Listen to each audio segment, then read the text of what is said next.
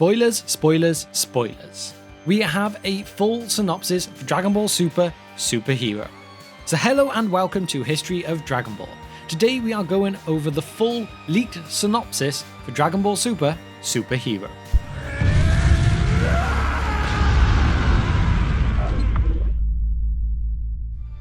Okay, so the movie has just come out in Japan, and of course there's now leaks after leaks after leaks. With the movie not coming out for another 7 odd weeks here in the UK, of course everything is going to get spoiled. But I will warn you now, if you don't want it to be spoiled and you want to try and wait, for one, you're probably going to have to stay away from social media, but you're probably also going to want to click off this video. So I'll give you a chance now, and after 3, 2, 1, I'm now going to go into the full synopsis, which of course includes all the spoilers. So the movie appears to start with a flashback, and this is about 6 months before the main chunk of the movie happens. You see Magenta and Carmine recruit Dr. Hido into the Red Ribbon Army. Now Magenta is the son of Commander Red, who is the original owner of the Red Ribbon Army back in Dragon Ball. And also Dr. Hido is the grandson of Dr. Gero, being the man from the Red Ribbon Army who made the androids from Dragon Ball Z. We also get a hint here at seeing Android 21, although it's not actually Android 21. This is who Dr. Gero's wife was, and this is the human version of that android who was later introduced in the games.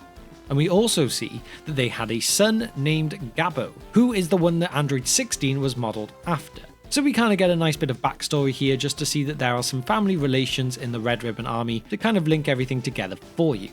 But here, Magenta and Carmine convince Dr. Hido that the Capsule Corp are the bad guys, and the Red Ribbon Army are the good guys, and so he is persuaded to join.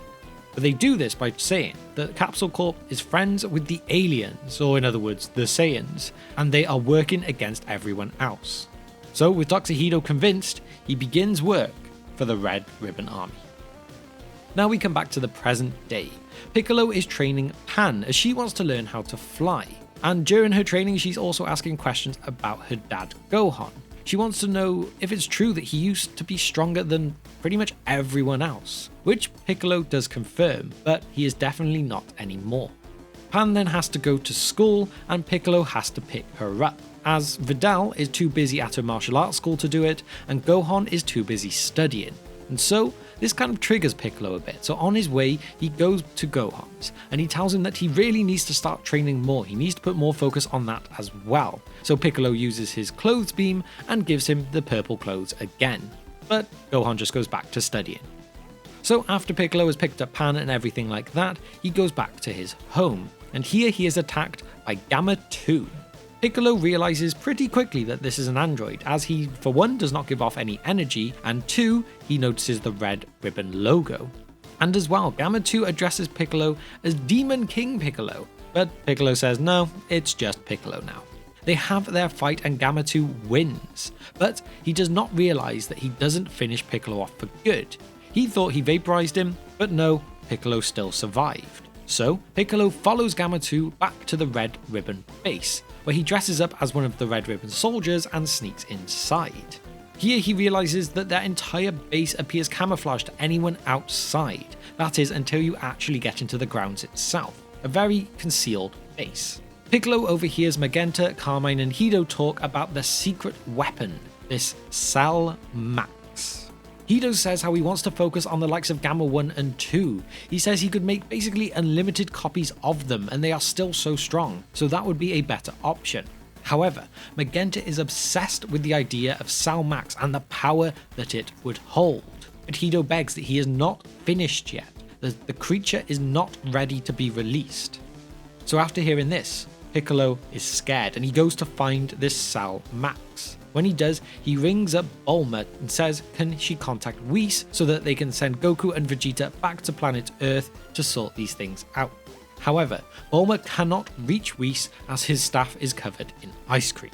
And now this is where we actually cut to a bit of a side scene. As we go to Bios' planet, we see Goku and Vegeta training with Broly. They're trying to get him to control the rage that he feels to really become a powerful warrior. After their fights in Dragon Ball Super with the likes of Jiren, they all realize that they need to train their minds more. They say that Jiren was not exactly overly more powerful than they were. It was more that he could stay calm and focused throughout, and that was the difference. We also get a hint here that Beerus has a thing for Chi-Lai, which, might be a thing.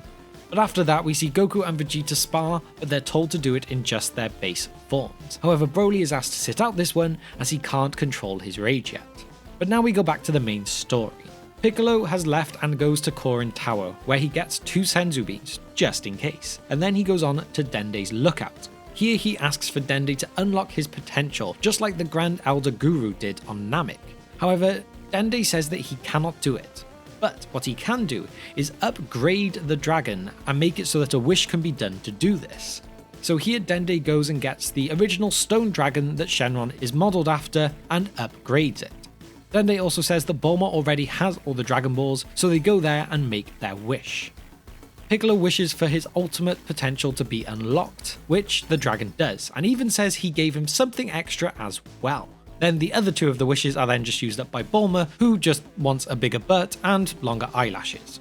She's basically trying to make herself look younger over time without one dramatic wish. And Piccolo here is just shocked that Bulma would use the Eternal Dragon for such a thing. But anyway, back to the story, and Piccolo returns to the Red Ribbon base, where he learns that their next target, after they think they've killed Piccolo, is Gohan, and their plan is to kidnap Pan to lure him in. So, in Piccolo's disguise, he volunteers to kidnap Pan, and as he actually thinks this could be a really good idea to get Gohan back into having that fighter's mentality. Piccolo picks up Pan and tells her to play along. Piccolo does arrive with another Red Ribbon Army soldier, but Pan knocks this one out very easily. So Piccolo says she has to pretend to be weaker than she is and come in with him, which she plays along with. They record a video to send to Gohan to show that she has been kidnapped, and this finally draws him out and he flies to the Red Ribbon base. Gohan first fights Gamma 1, and only after he turns Super Saiyan do they become about even in power. However, Gamma 1 is adapting far faster to Gohan's moves, and he quickly gains the upper hand. And so, with Gohan losing, Piccolo tells Pan to scream for help to try and motivate Gohan to tap into his potential. And this works. When he hears his daughter scream, Gohan unlocks his ultimate form once again, and now he easily beats Gamma 1. So here comes Gamma 2 to make this a 2-on-1 match, which also means here comes Piccolo 2 to even the odds again. Piccolo arrives and transforms into his new unlocked form, the yellow form as it seems to be called. Initially, Gohan and Piccolo are a fair bit stronger than Gamma 1 and 2, but the 2 androids catch up very quickly, and this just shows how intelligent Dr. Hedo is and how powerful an android he can really make. So despite Gamma 1 and 2 catching up to their power very quickly, Piccolo then remembers what Shenron said to him. So Piccolo tries to tap into whatever this something extra was that Shenron gave him, and here he transforms into Orange Piccolo. He becomes slightly larger, obviously an orange tint, and also has a thicker black line around his eyes. This is a great power boost for Piccolo, and here he one-shots Gamma 2. At this point, Krillin, Android 18, Trunks, Goten and Bulma also arrive, and they notice how Goten and Trunks have finally grown up. Gohan explains about the growth of a Saiyan is quite often that they will stay shorter and younger for a longer time and then have a really quick large growth spurt, which kind of tries to explain off why Goten and Trunks were short for so long and now look like teenagers. But anyway, here Piccolo throws Gohan a Senzu bean, but Gohan does not catch it as he is not wearing his glasses, which is really just a massive throwback to when Goku throws in the Potara, and he doesn't catch that either. So considering how strong a warrior Gohan really is, he can't catch a thing. But anyway, Magenta now says Sao Max is needed, but Dr. Hedo's still saying he is not ready and do not release it. Magenta is obsessed, so here he tries to kill Hedo so that he can release him, but Dr. Hedo sends Hachimaru to inject Magenta with poison to stop him from doing so. He does get injected, however, Magenta manages to release Sao Max before he dies, and so Sao Max has been released. Sao Max is large, he's red, he has a spiked tail, but he can only growl as his brain is not yet finished. It's very similar to Bio Broly in a way. Dr. Hedo is scared as Sao Max begins to destroy the base.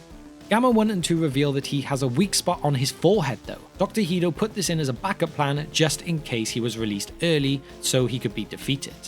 Everyone teams up on Sao Max. Many things happen here, it becomes a bit chaotic, and even Fat Gotenks makes an appearance.